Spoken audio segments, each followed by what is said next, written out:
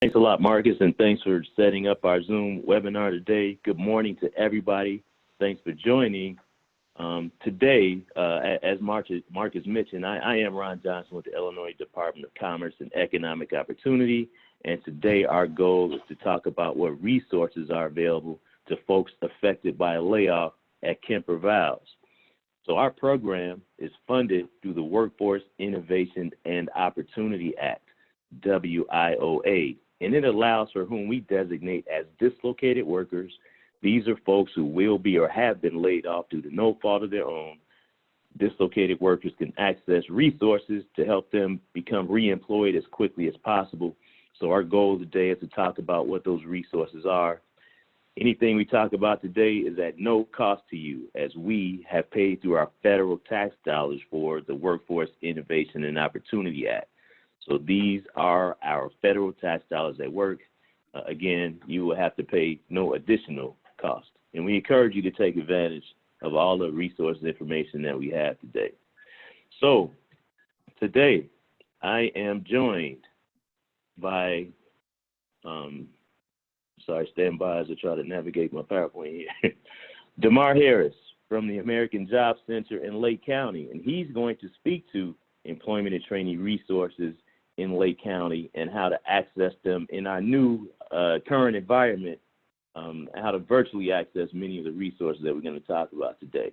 Valuable information. Joseph Pearson is here from the United States Department of Labor, and he's going to speak to continuing health coverage and important retirement benefit information, all valuable information. And finally, our keynote speaker is Annette, and she's going to, she's from the Illinois Department of Employment Security, and she's going to speak to unemployment insurance. This is a great opportunity as we have a live representative today that can provide you with an overview of how to access or navigate that process. So there are two ways to access services. One, Damar, who's going to speak in a minute here, is again from the Lake County American Job Center, and they do a fantastic job at helping folks transition to other employment as they have a great employer connection in that community. But if you live in Wisconsin or live in a different county, you can go to an American Job Center in the county in which you live. It is your choice, whichever is convenient. So the state's website, illinoisworknet.com, is a place for many resources and also how to find an American Job Center if you choose not to visit Damar's people. And they do fantastic work at the Lake County American Job Center. So with that, Damar Harris is our employment and training expert, and he can speak to what those resources are. Thank you, Ron. As Ron mentioned, I'm the Director of Programs for the Lake County Job Center here in Lake County. And some of the information that I will go over today is how you can access some of the career services that we provide, along with the training resources that we have available, and along with our employment services. We are a branch of Lake County government. We are a department of the County of Lake, which allows us to navigate utilizing government resources while also utilizing the funds from the Department of Labor. Within our job center is a collection of partners that we have that are there to facilitate and help us serve our customers. So when someone is coming to Lake County Job Center, and yes, they might be looking for training and employment services, we want you to know that we have partners that are there that can address any other issues or concerns you might have. And so this slide is an example of some of the partners that we currently work with. We work with the Illinois Department of Employment Security. We work with the College of Lake County that offers adult ed, basic ed classes and ESL courses. We work with Community Action Partnership that works with individuals that might need LEAP help or electrical assistance. We work with the Division of Rehab Services that helps individuals that might have a disability. And another resource that or partner that we work with is National Able, who has a CSTEP program to help individuals that might be 55 and up through their work experience program. I say all that to say that with our core partners, it allows individuals that might have other barriers or issues that they would like to address while they're also looking for employment. They can come to our job center and we can then refer them to the correct partner. The next slide is dealing with our contact information in the traditional setting outside of the COVID-19. We are open 8:30 to 5. Our main location is at 1 North Genesee Street in Waukegan. If you need to access any of our services, our website is lakecountyjobcenter.com. And then we have our direct line phone number, 847-377-3450. As we are aware, during this COVID-19 environment, we have put all of our services are now virtual. So I say that to say you can still, the first step you would take is contacting that 847-377-3450. We have set up a live call center where someone will pick up the phone, answer your call, and then understand what are you looking to do. Are you looking to go back to school? Are you looking for employment services to help source your resume out? Are you looking for interview resume assistance? And then that individual will refer you to the appropriate individual that will then start serving you. I will say, obviously due to the high number of calls, we have a live call center. There is the capability of leaving a message, and we will follow up within a 24-hour period of time.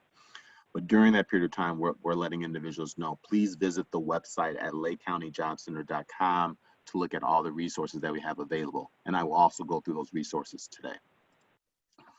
Who do we serve? Our mission for our American Job Center here in Lake County is to make sure that we're serving the employed or unemployed, our veterans, our ex-offenders, individuals with disabilities, youth, and mature workers. That is our priority of service, of ensuring that we are working with individuals that are looking to transition into a new career or individuals that have been laid off, and then also making sure that we are assisting the special population groups as well. The way that we are funded, our money has come from the Department of Labor through the Workforce Innovation Opportunity Act that Ron spoke of. And so the American Job Center is part of that network that was able to receive funding from the Department of Labor. When you're coming into our job center, here are some of the career services that that individual would receive. We not only do we assist job seekers with their job search, resume, workshops, and interviewing techniques, we assist with career counseling and planning. So we understand that sometimes individuals have worked for 5 or 10 or 15 years, and they've never gone through career counseling before. They have never planned how they're going to transition to another job, or what are some of the interviewing skills or things that they need to mention while they're in an interview. We will sit down with you and provide that career counseling and that planning. We will provide the case management that is needed to start talking about what are your career goals, what are the in-demand occupations that are out there, and then how can we go about assisting you through your transition. One of the other things that we're very fond of is we do offer on-site recruitment events when we are typically on site, where we have an array of 8 employers weekly that come to the job center that are looking to identify talent. We also organize industry-specific job fairs. So if someone's coming from manufacturing, we will conduct on an annual basis a manufacturing job fair. If someone's coming from information technology or biopharma or transportation and logistics, we try to create industry-specific job fairs to ensure that we are tapping into each of the key industries here in Lake County. Last but not least, it's important to know that a lot of our leads working with employers come because we are actively posting job postings for employers on a daily basis. So employers come to us throughout Lake County telling us the type of talent that they're looking for, and then we are then able to go through our network of individuals that are looking for jobs to then source them out to those employers. And one of those strategies are kind of the strategies today as we're talking to each of you about what workforce development does. We like to get your information so then we can source out your resume to the Lake County employers that are looking for your exact skill set. One of the main key job search information things that we make available, we do go over labor market statistics. We don't only just source our resumes, but we have data that's available. So if there are individuals that would like to know just key data elements in regards to what is the typical pay wage for this industry or career field, we have that all available. We have industry brochures that can kind of enlighten you on a new career. So if you have done machine operating or quality assurance or injection molding or maintenance technician for 10 or 15 years, and now you are interested in maybe becoming a truck driver, we will have industry brochures that will show you kind of what is that industry about, what's the pay wage, what is the likelihood that this is going to be an in-demand career field over the next 10 to 15 years. We have that information available for you to utilize. Along with that, we make sure that if anyone needs to print or utilize our copy machines or faxing machines, we have that readily available at our job centers. Another key service at our job center is making sure that we do accommodate individuals that might have a disability. So we always want to mention that we do have a priority, that if someone does have a disability, we have the accommodations that are necessary for someone that might still need to perform a job search, but they do have a disability that could at times limit their activity. So we do provide large keyboards with Braille. We have screen reading software. We have interpreter services. We have trackball mouse that's available as well, along with our CCTV, closed circuit TV for enlarged printed material. I do want to just mention that because as we facilitate a lot of our transition layoffs, at times individuals do have disabilities, and I want you to know that we do perform those accommodations. The key job center services as we go into is one is our employment services, which I think everyone here is very interested in. At our job center, we have 5 employment specialists that will sit with you to understand what your current skills are and then make a determination if we need to update your resume and source it out. But one key thing that we always let our participants or clients know, they should always visit our Who's Hiring page. We have most recently updated that page with over 40 job opportunities that are currently active. In the past, we had job opportunities that were available over the last 3 to 6 months, but we took that down and we wanted to make sure that we have employers that are posting that are still hiring during the COVID-19 environment. So all the postings you see there are employers that are looking to hire immediately. I will add on here that we are actively working with Baxter Healthcare in Round Lake. They are hiring 120 individuals that come from the manufacturing environment. If that is of interest of you, that posting is on our Who's Hiring page, and that is one of the key employers here in Lake County that we're assisting to help them fill their jobs. As we look at employment services, I just want to briefly talk about our career resources, while understanding a lot of these resources were physically implemented, but I want the job seekers to know that when we are typically up and running, we have a work, earn, and learn program where we work with over 20 employers that are in Lake County that's willing to provide internships for our job seekers while they're also going to school. So we call it our work, earn, and learn program because you can be going to, for an example, going to the College of Lake County to get a certificate or get a credential or get your associates, while also we will place you on a job where you can learn from industry experts, and we will pay a wage between $11 to $21 an hour while you are working, while you're earning a wage, and while you're learning. We call that our WELL program. Our other career service opportunities that we have a workforce essential skills training boot camp. That's a boot camp for 18 to 24-year-olds. I always want to mention that during these workshops because it's important that we understand sometimes adults have dependents and they have individuals that are graduating high school. And obviously during this period of time when you might be experiencing a layoff, you still need to provide resources to your dependent. We do have services for individuals that are 18 to 24. They can go through our West Boot Camp, where also we can offer training assistance, meaning we can look at tuition assistance along with employment assistance for that individual. Some of the key in-demand occupations that we have identified here in Lake County because of what our Lake County employers have identified are healthcare, finance and IT, manufacturing, and transportation and logistics. Those are the 4 in-demand industries that we typically put a lot of our energy into, because we have heard from our Lake County employers, those are the 4 in-demand industries that we need to make sure that we're addressing. So when we talk about talking to job seekers about what their next move will be, what industries are they interested in, we will definitely cover those 4 in-demand industries, because those are the industries that our Lake County employers need job seekers to fulfill their vacancies. The next slide is dealing with our WIOA grant. This is dealing with the training opportunities that I think is very viable and useful to each individual. Because this WARN notice was filed by your employer, each of you qualify for up to $10,000 for us to cover your tuition and your schooling. So because this WARN notice was filed, you automatically qualify for up to $10,000 for us to then cover your tuition and your schooling.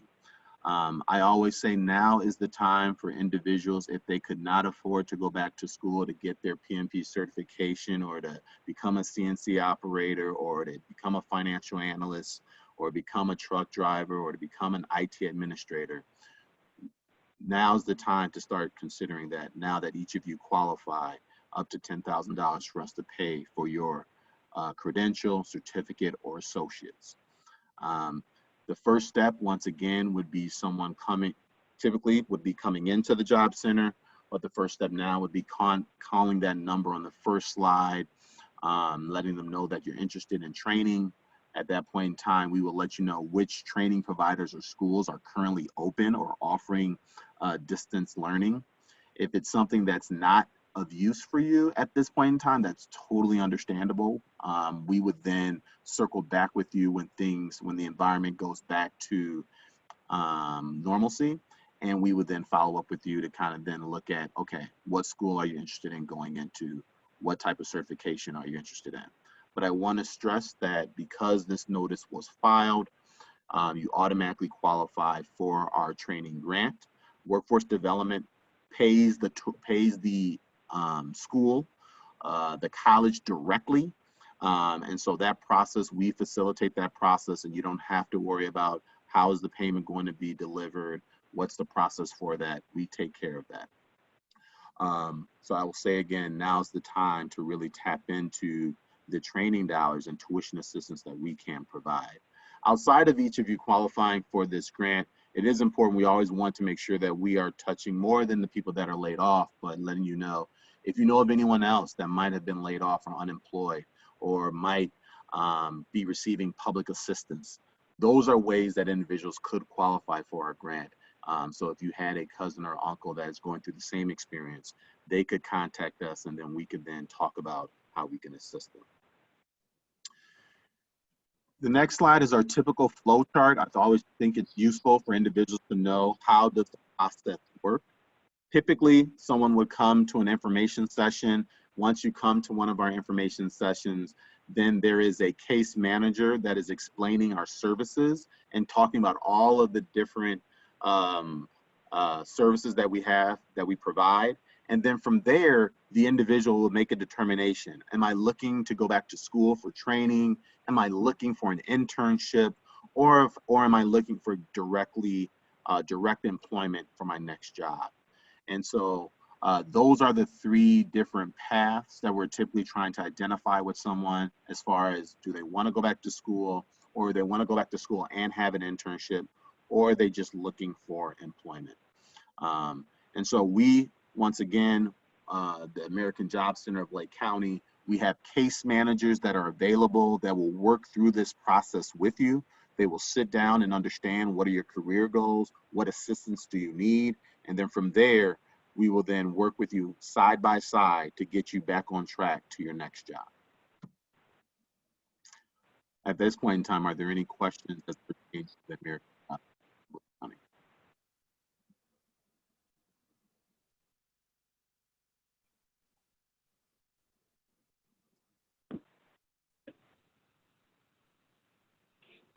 Thanks a lot, DeMar. And again, as DeMar mentioned, if there are questions, please utilize the chat room and we'll answer them.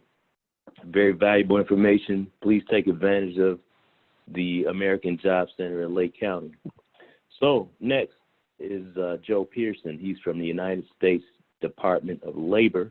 And again, he's going to speak to continuing health coverage and important retirement benefit information. Good morning, everyone. Can you see my screen? Is that the... Not yet. No. It's not up? Sorry. Give me a second here.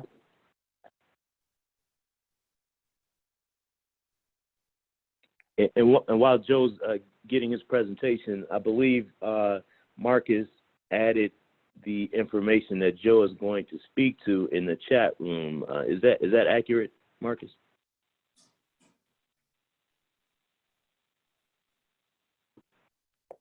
Okay, I think I got it now. Yes. Sorry, folks.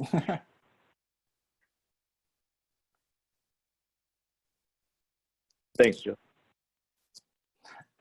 Okay, so good morning, everyone. My name is Joe Pearson. I'm from the U.S. Department of Labor, more specifically the Employee Benefit Security Administration.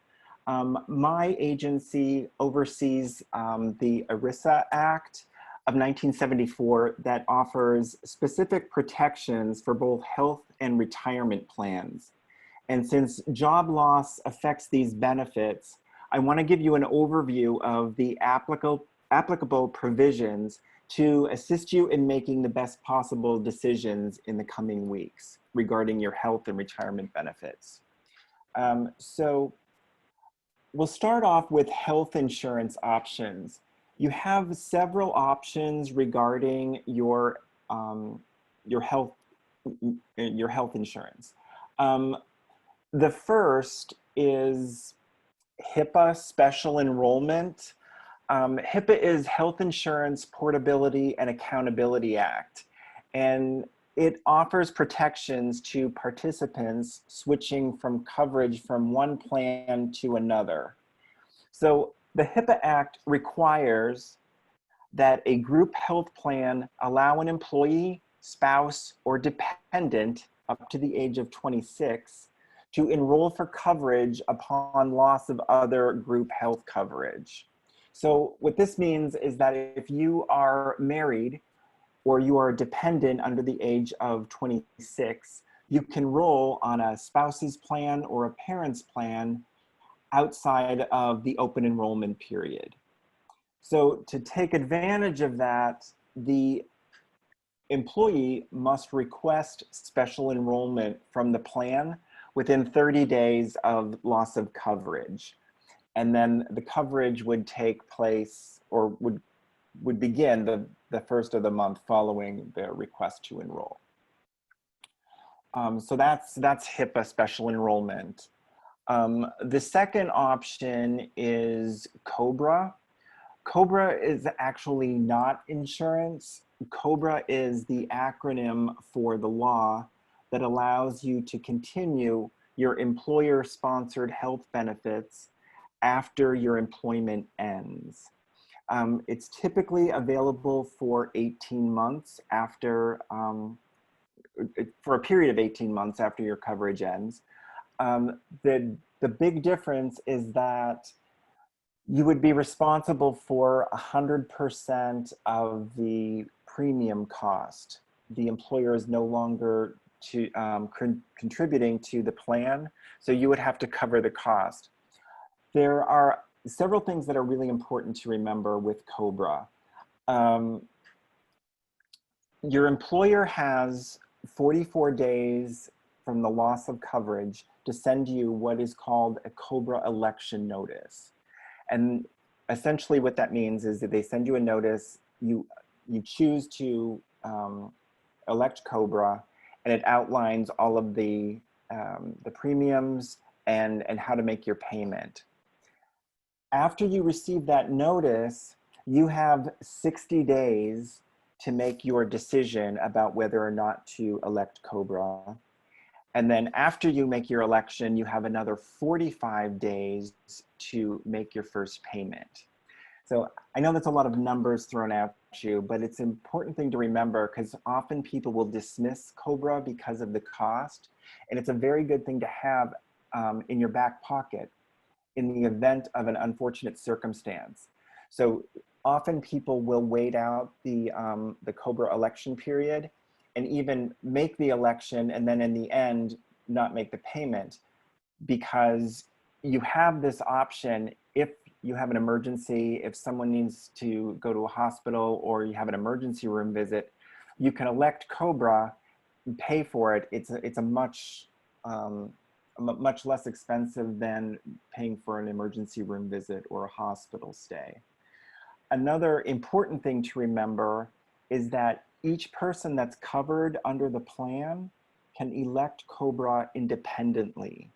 So if you're covering yourself and your family, each person can choose Cobra independently. So in other words, you don't have to continue the entire group.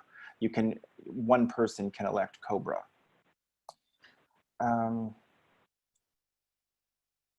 Okay, the other option available is the federal marketplace. Your loss of employer-sponsored health benefits allows you special enrollment rights on the marketplace. On healthcare.gov, you can look at all of the plans that are offered. They're separated into 4 health plan categories: bronze, silver, gold, and platinum. And it's based on the percentage that the plan pays for the average overall cost of providing essential health benefits.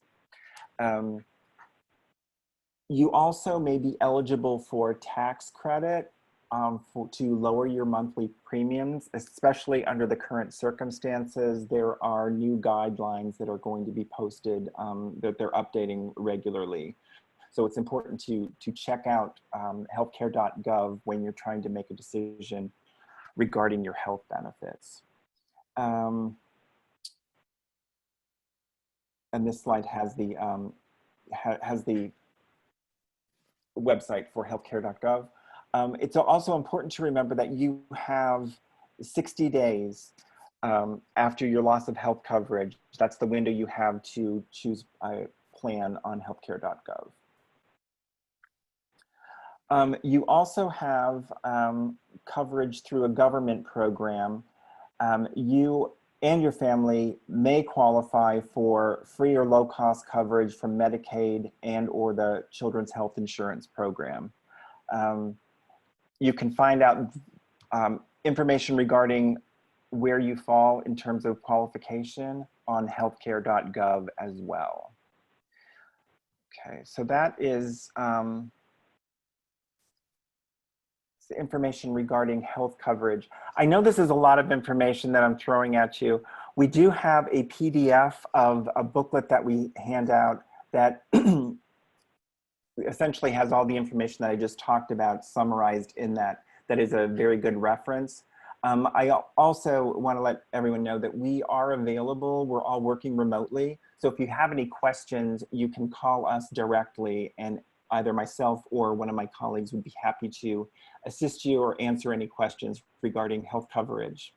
The other aspect of ERISA that I want to talk about is your retirement plan. If you participated in a 401k with your employer, you do have options available to you because of job loss. What you want to, you can keep the plan right where it is. And what you want to make sure, if you choose to do that, is that you keep your contact information current with your plan. And at minimum, you should be getting at least an annual statement regarding your account. You also have an option to request a rollover into another retirement plan. If you choose a rollover, there are no tax consequences. The money goes directly from the current plan to the new plan. Anyone in my office would be able to assist you in contacting your plan and requesting rollover information. You also have an option to take a distribution. If you choose that option, there is an automatic 20% tax withholding and an additional 10% if you're under the age of 59 and a half. And again, you can also keep your account with your employer or with the plan that you currently have. Again, this is all the contact information for my office. Again, we are all working remotely, so we are available by phone Monday through Friday from 8:30 to 5. You can call that toll-free number and speak to a representative. And you can also ask any questions via our website. So that's all of the information that I have to share with you. Again, if you have any questions, please feel free to contact our office.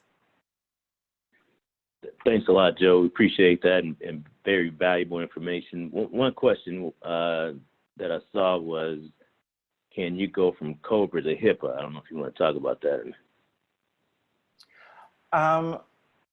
That's a really good question. You have 30 days after your loss of coverage to request enrollment on HIPAA. So are any of the participants offered a severance period for COBRA? So it sounds like Rachel, and thanks to Rachel for setting this up, she entered that Kemper will subsidize COBRA for the first 6 months with sign of a general lease agreement on last day of employment. Employee then pays full amount starting month 7. Okay, so that you would need to contact the plan, the spouse's plan, and explain the situation. In some plans do allow for an additional special enrollment when a severance package is involved, but it is up to their discretion. Thanks a lot, Joseph. Looking through, I don't see any other related to your presentation, but there's a question about the number for your office. I think you posted that though, but do you mind entering that into the chat? Sure. Fantastic. All right.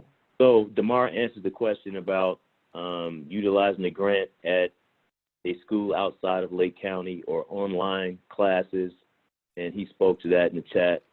And about unemployment insurance, so we're going to transition to that if there are no other questions about continuing health coverage and the retirement benefit information that Joseph spoke to. And again, thanks, Joseph, if you are able to add your number to the chat. Certainly. All right. So, and Rachel just made a point that everybody can't see the chat. So, Joseph, before we transition, I don't know if you have it available. If you could give the number out. Sure, let me, I'm posting it right now. So apparently everybody doesn't have access to the chat. So I'm going to say it out loud to you, Joseph. Okay. The number for Joseph's group about the presentation information he just provided is 866-444-3272. 866-444-3272. And DeMar, is it accurate that our webinar is being recorded and being posted to a link? Is that accurate? Yes, so the webinar is being recorded and will be available on the Kemper Valve company page on Illinois WorkNet. Thank you very much, sir.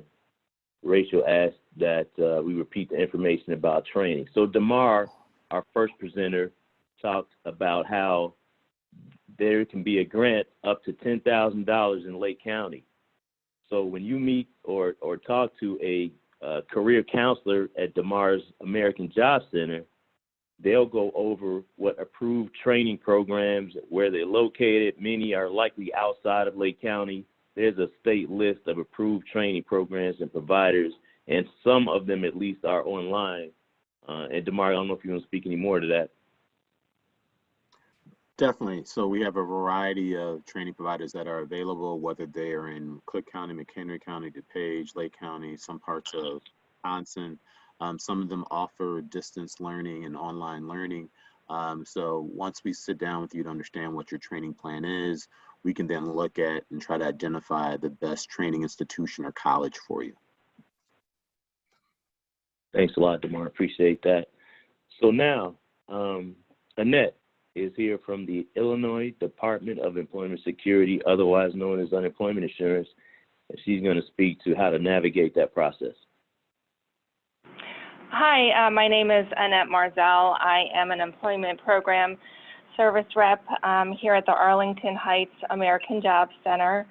I'm just going to go over with you some basics about unemployment insurance benefits. First of all, it is a federally funded, state-administered program designed to provide financial assistance during periods of unemployment or underemployment. Underemployment means you're working less than full-time because full-time work is not available and your earnings fall below a certain level determined at the time you file your claim.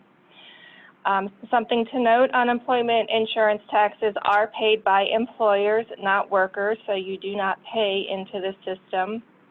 The Department of Employment Security, from this point forward known as IDES, collects those taxes from employers and distributes the funds to eligible Illinois workers as unemployment insurance benefits.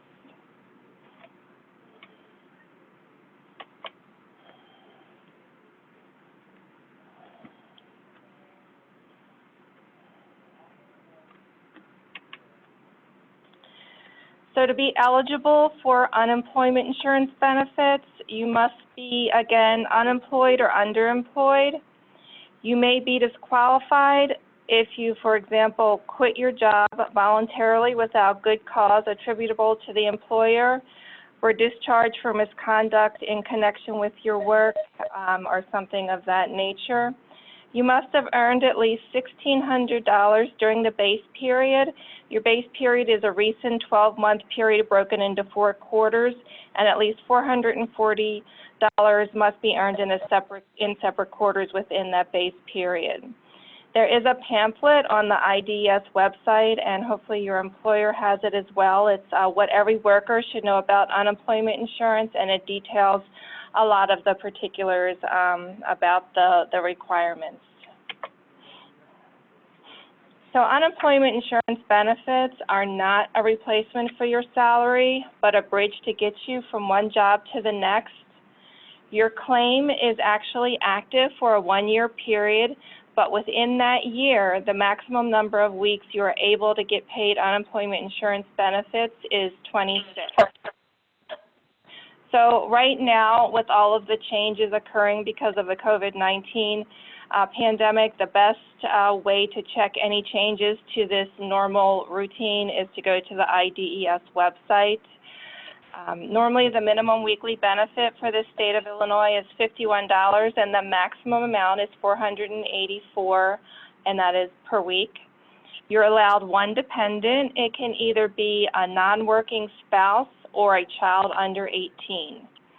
If your dependent is a non-working spouse, the maximum weekly benefit is $577, and if your dependent is a child under the age of 18, the maximum benefit amount is $669. So if you've got a choice to choose a dependent, whether it be a spouse or a child, your best bet is to get the child under 18 listed as your dependent. So again, the changes with the benefit amount with the COVID, the best way to keep track of what's going on with that is to go to the IDES website. So make sure that you file your claim within the first week after becoming unemployed. There are 3 ways to file. The easiest is to do it online at www.ides.illinois.gov. The website is normally available anytime. However, again, please check the IDS website. There are restrictions on the days and times right now when you can apply because of the volume of claims that they're getting. You can also file by phone. The claimant call center number is 800-244-5631 and is available between 8:30 a.m. and 5 p.m. The number, again, has been inundated with calls, so just keep trying. You will get through. You can normally file at your local office. Right now, the offices are closed to the public, but June 1st, when your separation date is, there may be changes. So check again the website to see if the offices are open. If so, you're welcome to come in and file that way. So if you're going to file it online, again, which is the easiest way, the www.ides.illinois.gov website, it's pretty straightforward. You're going to look for the tab where it says File a UI Claim Online. It's going to pop up with 10 things that you should know about unemployment insurance. Make sure you read all 10 carefully, and then click on File Your Claim. Follow the steps for the username and password. You're either going to create it, or if you have had a claim in the past, you're going to retrieve that password. Pay attention to the directions on the website, again, because everything at this point is changing rapidly. So before you even attempt to file your claim, make sure you get all of this information gathered so that you're ready to go. You're going to need your Social Security number and the name as it appears on your Social Security card. You're going to need your driver's license or state ID. That number will be required. If you are not a United States citizen, your alien registration information. You're going to need the name, address, phone number, employment dates, and separation reason for all employers you have worked for in the past 18 months. And you're going to have information on any pension or retirement payments you are receiving. This does not include Social Security benefits. The Social Security benefits do not impact your claim. You're going to want to have your banking information. The normal way the benefits are given is through a debit card, which you will receive in the mail either way. But if you want direct deposit, which is probably the best way, you're going to want your banking information with you so that you can sign up for the direct deposit. If you're going to claim a dependent, a spouse, you need the name, that spouse's Social Security number, and employment status. If it's a child, you must provide the name, date of birth, and the Social Security number as well. And again, remember, you can only claim one dependent. You'll have the choice of having federal and state taxes withheld from your weekly benefit amount.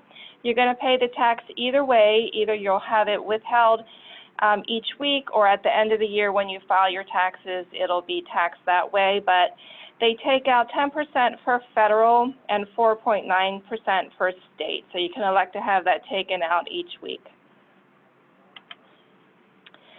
So what happens next? Again, there's a pamphlet. It's called I Filed My Claim, What Happens Now? That has a lot of useful information in it, but there are 4 important components that I'm going to go through. Number 1, you have to register and create or upload a resume in Illinois JobLink. Number 2, you're going to receive a UI finding letter in the mail in 7 to 10 days. It's a very important piece of paper, so make sure you look for it. Number 3, you must record your work search. And number 4, you must certify every 2 weeks in order to get paid. I'm going to start with Illinois JobLink. It is an internet-based job search resource where employers can post jobs, job seekers can look for jobs. It is a requirement to collect unemployment insurance benefits. You must register with Illinois JobLink. If you already have an account in Illinois JobLink from a previous claim that you've had, you can log in with your username and password or follow the steps on the website to retrieve your password. If you're going to try to create your own account because you've never had an account with Illinois JobLink, make sure you put in your full Social Security number. Oftentimes, the filing of a claim will create a JobLink account for you, so in order not to duplicate, you want to make sure that you use your full Social Security number in case there's already an account there for you. And once you're into your account, you can create a resume using the website tools, or you can upload a resume if it's in a doc form. It will not take a PDF format, just something to keep in mind. The normal rules for UI benefits are that failure to complete your registration and activate a resume in Illinois JobLink may delay or possibly stop your unemployment insurance benefits. So once you file, it's best just to go ahead and take care of it.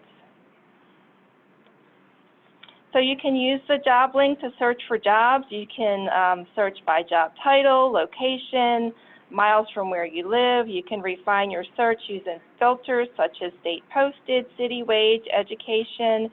You can save your searches for future reference. And also when you're logged into your account, Illinois JobLink will record the jobs that you're looking at, which is an important feature for your work search. So the benefits of it, it's of no cost to you. Employers do search resumes based on keywords that they put in there. They can pull up your resume and see it. You have access to it 24/7.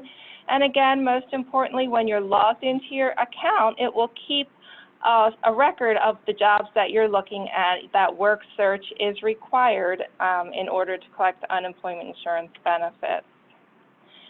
So the screen on the right shows what the JobLink account looks like. It shows if you viewed an order, how it's recorded in Illinois JobLink. If you're searching other ways through another career website, Indeed, or you're networking, whatever you're doing, there is a work search form which can be found on the IDES website.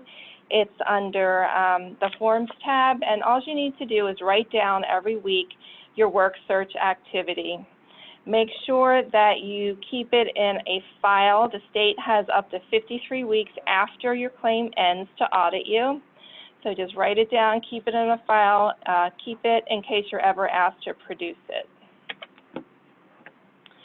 So you filed your claim, you've signed up for Illinois JobLink. The next thing you're doing is you're looking for that UI finding letter. So that is going to come about 5 to 7 days after you have filed your claim. Make sure that you look out for it. Make sure that you read it carefully when you get it. It's going to inform you of your maximum benefit amounts.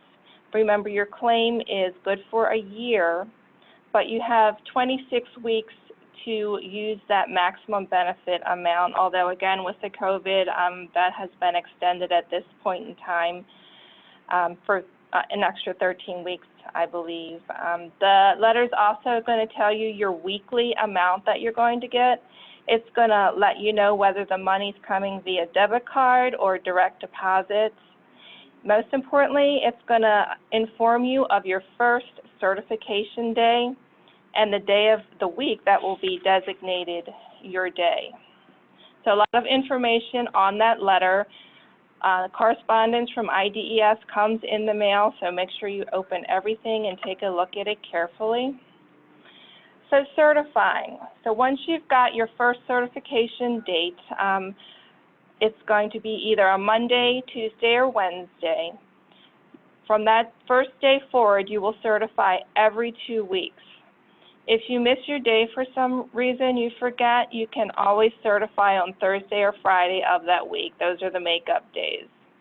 So when you certify, you're certifying for the previous 2 calendar weeks, which run Sunday through Saturday. Normally, the first week of your 26 weeks of benefits is called a waiting week, and you are not paid for that first week. However, again, with the COVID-19, the procedures have changed a bit, so just monitor the IDES website. The pamphlet, I Filed My Claim, What Happens Now, lists the certification questions that you will be asked. They're pretty basic. There's 10 of them. And just so you know, if you do earn some wages in the week for which you're certifying, you must report the gross wages the week you earn them, not the week that you get paid. You are allowed to work part-time, and I'll explain that in just a bit. The easiest way to certify, again, is by the internet using the ids.illinois.gov website. You're going to click on the tab that says Certify for Weekly Benefits. It's very easy to do it that way. You can also certify via teleserve, and the phone number for that is 312-338-4337, available from 5 a.m. to 7:30 p.m. When you first certify by phone, if you're going to do it that way, you'll be prompted to create a PIN. Remember the PIN because you're going to need it every time you certify if you're doing it by phone. Once you certify, your payments, electronic payments, are usually available, within 2 to 3 days. So the ongoing eligibility requirements when you certify, they're going to ask you, and you're going to still be involuntarily unemployed or underemployed. It's going to ask you if you're able, available, and actively seeking work. So benefits are not paid for any period in which you are on vacation, for example, or for any days you're unable to work because of an illness, family obligation, lack of transportation, or something like that. And again, you must certify every 2 weeks in order to get paid. And I emphasize this because people often will forget, they'll not understand that they need to continuously certify, and then they wonder where the payment is. So working part-time, you are able to work part-time while searching for that full-time employment, and you can still receive unemployment insurance benefits, though they may be partial benefits. You must report gross wages in the week you earn them when you certify. You can earn up to half of your individual weekly benefit amount without it affecting that amount. If you earn over half of your weekly amount but less than your full amount, that overage of the half will be deducted from the weekly benefit amount, and you'll receive a partial payment. So for many people, if you're able to do a little part-time work, it will help you, and you'll still be able to collect that unemployment insurance. When they calculate this, the dependent amount, if you're claiming a dependent, is not included in that 50% calculation. So some final things to remember. Number one, check your mail and open all the correspondence immediately from IDES. Most correspondence is done by mail. Pay close attention to the information on that UI finding letter. Don't forget to certify every 2 weeks. Keep a work search record for every week you are unemployed and save it for 53 weeks after your claim ends. Utilize Illinois Job Link as one of your job search tools. Make sure your account is active and your resume is complete. And especially at this time, monitor the information on the IDS website during these times, because things are changing every week. So for the latest, just keep track of the website. And that's all I have. Thank you. Thanks a lot, Annette. That was fantastic information. If you don't mind, I'll read a couple questions that you might be able to answer. Okay. That were in the chat. So one person says the last day of employment is May 31st. Will that UI findings letter come 7 to 10 days after the separation date? It comes 7 to 10 days after you file your claim. So if the last day is May 31st, June 1st, go ahead and file your claim. That's the very first thing you need to do. File your claim. That's going to generate the UI finding letter, and you should receive it, 5 to 7 days after you file your claim. But the very first step is file the claim. Thanks a lot. And this is for anybody. It says, what if employees don't have access to computer and libraries are closed or other places where they would typically be able to access a computer? Is there an app for people to access these resources or load resume job search via smartphone? The only way really to do a job search is you can get into Illinois Job Link through your phone. You can access other career websites through your phone. Just write it down on the work search record. As far as filing the claim, you'll have to do it through the 800 number. But the offices are, like I said, closed to the public now. I don't know what that status will be June 1st, but should they be open at that time, of course, you're welcome to come to an American Job Center. We have computers here where you can file if we're open. And this is there the possibility, Annette, that folks could file initially on a telephone, or they do need to use a computer to do that? No, they can file their claim on the phone. They can call the 800 number, and they will take the information over the phone for them. So definitely they can file that claim over the phone. Thanks a lot. So, Rachel, that is an option. If folks that don't have a computer or internet access could just utilize their cell phones to call and set up a claim.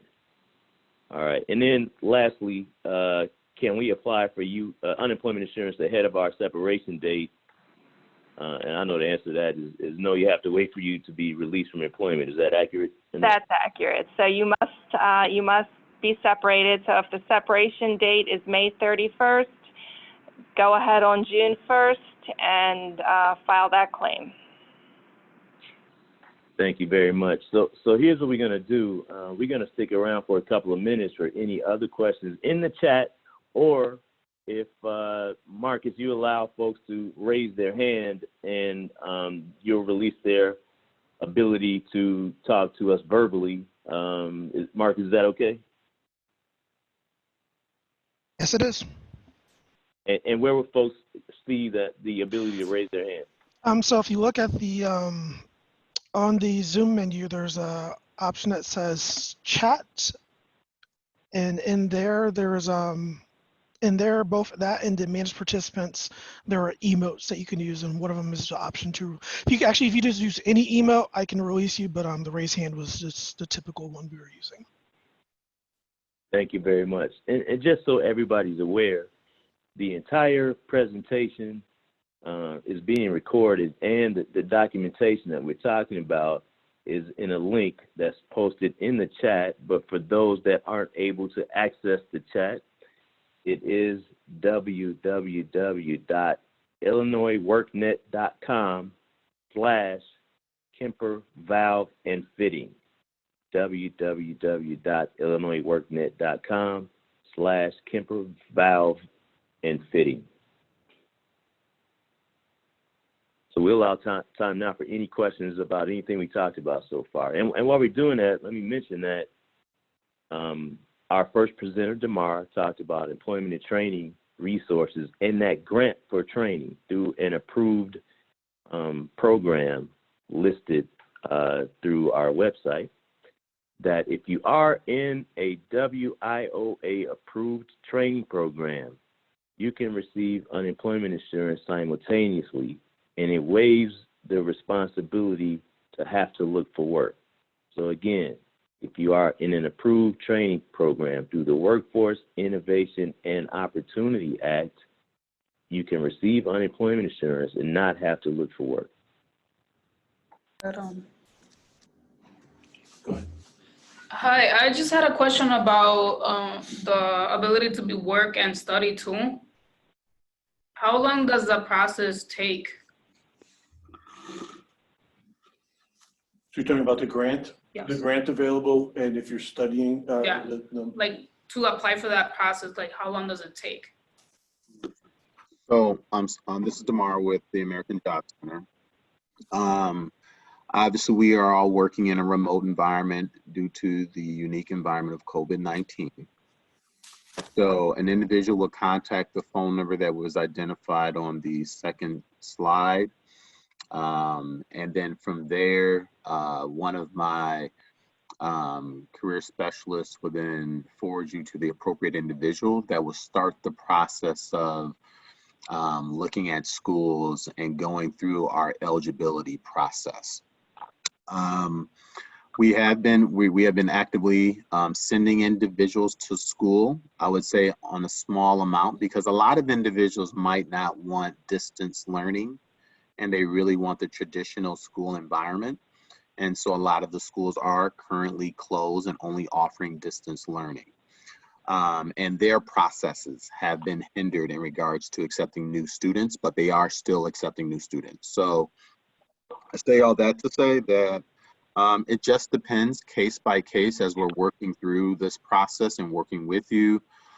We have been able to enroll someone within a 2-week period of time during this current situation, working virtually. So I think that's a pretty good follow-up time working with the customer. But remember, we have to work with you. We have to work with the training institution, the college, to ensure that your enrollment is done effectively, and to ensure that it is it's the school setting that you're expecting. So it could take a 2-week period of time or a little bit more to process you completely. As it pertains to the internship, some individuals go to school and work. That is, once again, that's where we're working with employers that in the traditional setting, we would be working with that employer while you're going to school, and that would be an instant referral to see if there's an employer that will take you on while you're going to school. In this COVID-19 setting, a lot of employers right now are limiting their internship opportunities because they have full-time workers that they might not want exposed to an intern or the liability of it all. And so their HR processing has been slower, or they're not necessarily taking on interns at this point in time. So we would have to assess, are there internship opportunities during the COVID-19 while you're also going to school? Thank you. And so, Annette, there's a question. Because of COVID, is there still a 1-week waiting period? Right now, that waiting period has been waived. So the answer is no, that there is not a 1-week waiting period. I don't know at this point how long that's going to be in effect. I imagine by the time they file, it would still be in effect. But again, the website at that time, May 31st, when they're ready to file, will have all of the updated information. But at this time, that waiting week has been waived. Thank you. And a question, can we get the unemployment insurance from Woodstock without going to Waukegan?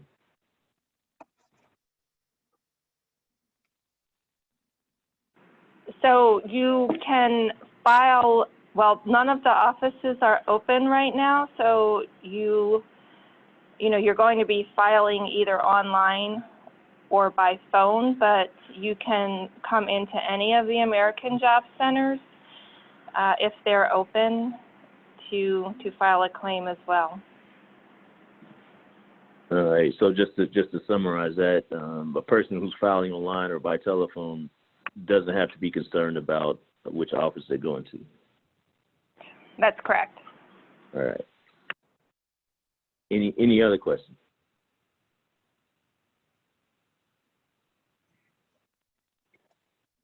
And while we're checking for other questions, if folks have received a layoff letter of some sort, we encourage you to keep that letter. And because when you do interact with an American Job Center, the letter says you are a dislocated worker from Kemper Valve. And to that end, you are a dislocated worker because the company is going to release you from employment.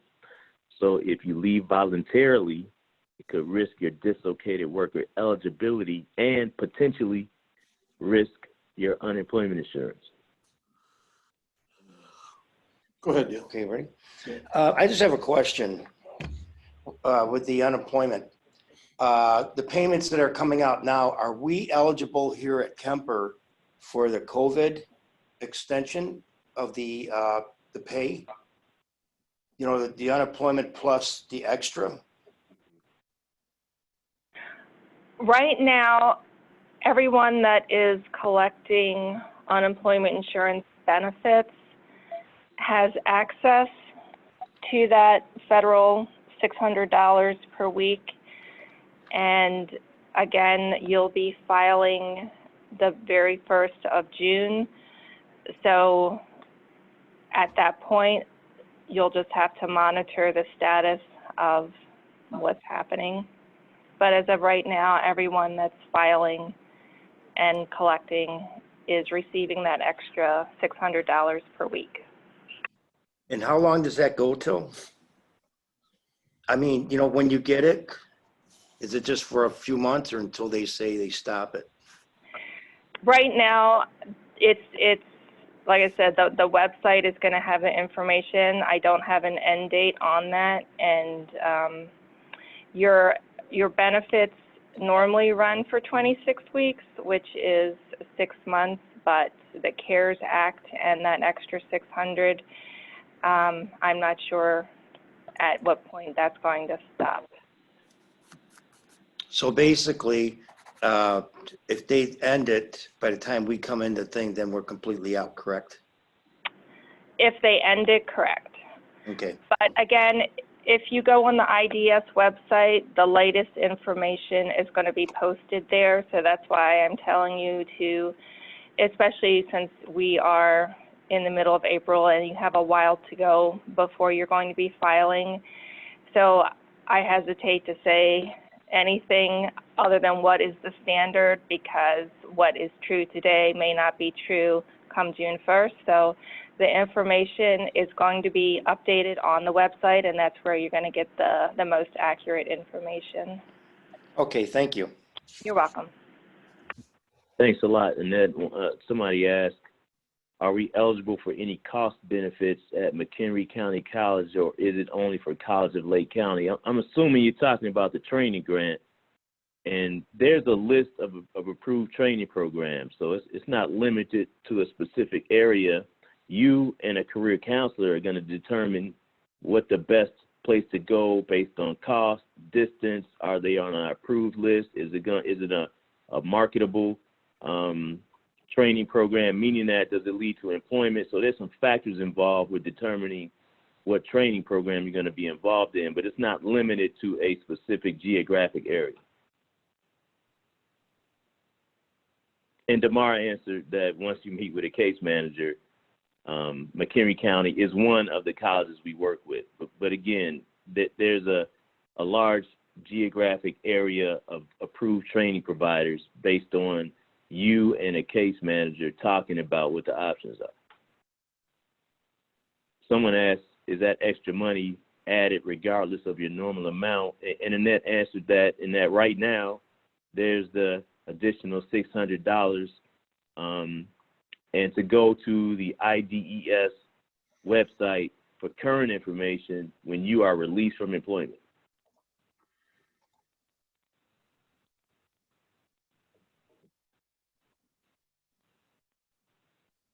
So maybe 5 more minutes for any other questions. Again, thanks for Rachel for coordinating with us and helping us provide you with these resources. Hi, So, okay. We have one more question, Ron. Sorry. I'm currently enrolled in a cosmetology school right now. Is there any help for that? So the way that the grant does work is we will cover, once you have met with the case manager and we have conducted eligibility, we then will let you know when we can pay for future classes or programs, which the case manager will let you know when you can start. We cannot cover previous cost or tuition of programs that were started before we met with you to determine your eligibility. We know that everyone here is eligible, but we have to then go through our process to then look at future courses or classes. Now, someone could already be part of an associate's program, I'm making this up, could already be part of an associate's program in engineering, and they paid for previous classes. We could look at paying for future classes for that person to then acquire their associate's degree. As it pertains to cosmetology, Locally, we do not approve cosmetology training within our workforce area. But we would sit down with you to let you know what other areas are, or what other career fields or industries are approved within our local area. Okay, thank you. You're welcome. So Annette, there's a question, says, we have been offered to take an early leave from our job without being penalized. So if we decided to leave today, I'm sorry, let me get this, something's covering the question on my screen, stand by. Unless you can see it, Annette. It says if we decide to leave today, we will be able to keep our severance pay. But what would we be penalized for unemployment insurance, early leave, meaning before May 31st? I don't know if you can answer that, Annette. I'm glad you brought up about the severance pay. The severance pay does not affect the unemployment, and so if you do receive severance pay and it's good for a couple months, let's say, you don't need to use that first and then file, so the severance does not play into the unemployment, so make sure you file the day you're separated. As long as, you know, if the things that would disqualify you possibly from collecting unemployment would be if you quit voluntarily without a reason attributable to the employer. So if you're still considered a layoff, you know, at that point, you know, you would still be able to file. So I guess I'm maybe not understanding exactly the question or the situation. But in essence, Annette, anybody can apply for unemployment insurance, and you guys will make a determination if they're eligible or not. Is that accurate? That's correct. That's correct.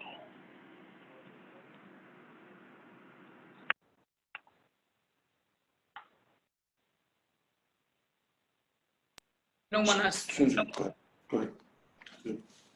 ahead. Can Rachel hear me? Yes, she can hear you. Okay, it was just a question for Rachel. I just wanted to make sure if we do take, like just talking about this leave early, you know, other than May 31st, would another letter be made with the correct date that you left?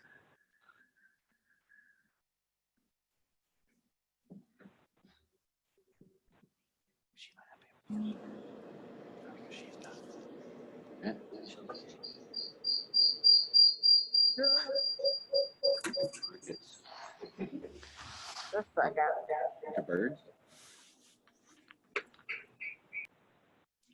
We can't hear you, Rachel. Probably just walk over here. You might be able to follow up with her. I just think because So I'm not sure if Rachel is able to talk. Oh, here she is. She's muted. Yeah, she's talking, but we can't hear her. Can you hear me now? Okay, I'm gonna go ahead.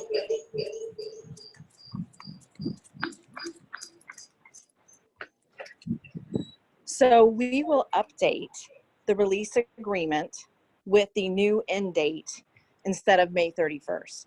So that will be your documentation of your last day worked per the job elimination will be the release and severance agreement presented to you on your last day.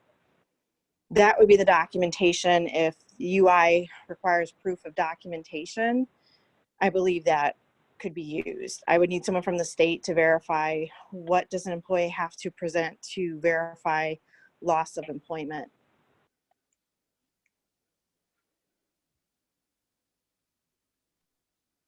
Thanks, Rachel. I guess yes. yeah. Thank you, Rachel.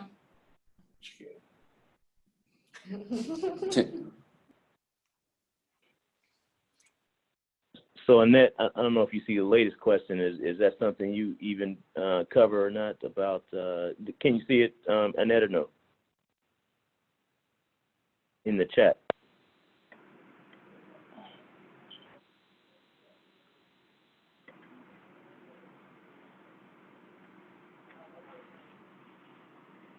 Okay. The question, what is the question? It says, what if we have taken a loan on our 401k and planned on paying it back through our weekly check? I'm assuming that's unemployment insurance. What happens if that payment is not paid in full by our release date? Well, that 401k question would not, I cannot answer that question. All right. Because that's a 401k requirement. So they should check into the administrator of the plan then? Correct, because normally when you are separated and you have a loan with a 401k, there are requirements to pay it back, but the second or the third speaker that spoke about the retirement plans, that would be a question for them. Okay. Yeah, they clarified. It says it's being deducted through our payroll weekly, not unemployment insurance. So, Joseph, I don't know if you have an answer for that or not, or they should contact someone else. It would depend on what's stated in the plan documents, the specific rules of the plan as far as repayment. My understanding that generally they would have to honor their repayment, you know, whether it's through payroll deduction or on their own. Thanks a lot, Joseph. So someone asked, in order to leave early, we are required to waive our WARN rights. Which benefits do we become disqualified from if we waive our rights? So I'm going to speak generally that to be a dislocated worker, the company has to release you from employment and you can be eligible for dislocated worker resources. So that's the general answer to that question. So if folks generally leave voluntarily, quit, go to another job before the company releases them, it could risk their dislocated worker resources. I'll answer that way.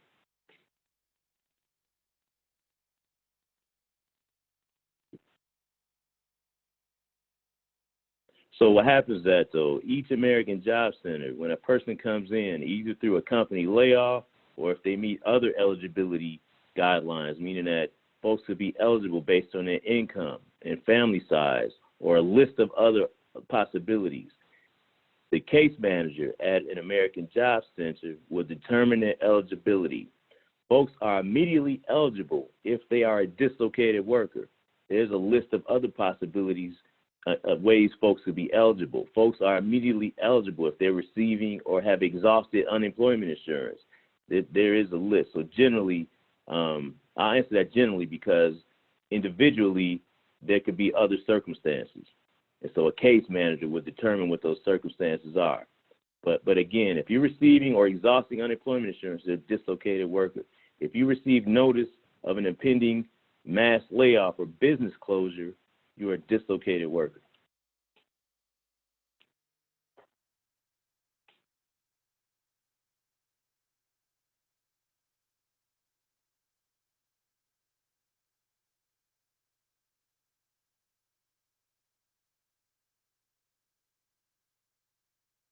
So I don't know if we're able to answer about the 401k loan and deduct it from your severance pay. That may be beyond our presentation today.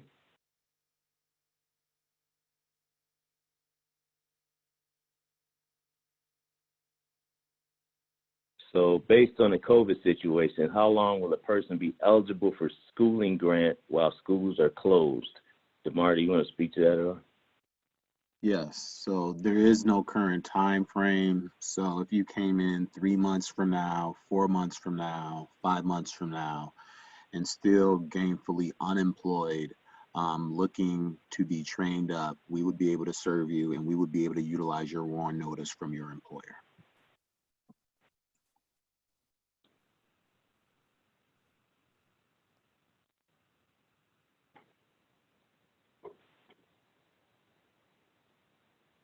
Another 2 minutes of any other questions.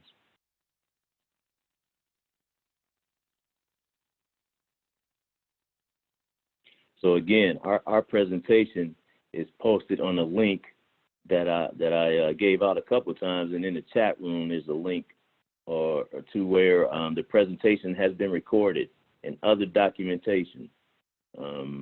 Here's one: while being laid off, is there a possible callback to our jobs? So the employer would have to speak to that.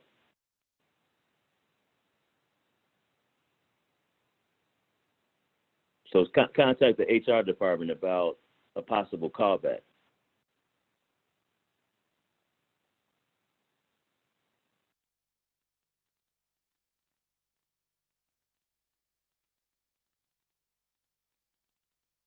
And so somebody wants to know, can you speak to your office ahead of separation to get information on what education may be available? Yes.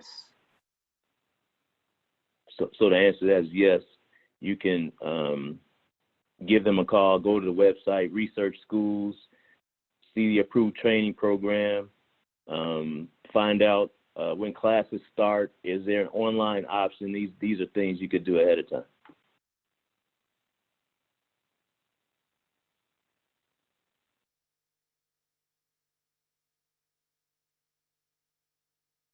All right. Well, thank everybody for participating. And if you have any feedback, please put that in the chat too. We'd like to know what things we can improve on. As this is a new transition, we typically come out to organizations and talk in person, so we're trying to do the best we can. Marcus, thanks for setting up our Zoom webinar. Thanks to Rachel for helping coordinate. And it's always good, Annette, Damar, and Joseph, your information is very valuable. Everybody, good luck and have a great day and stay safe.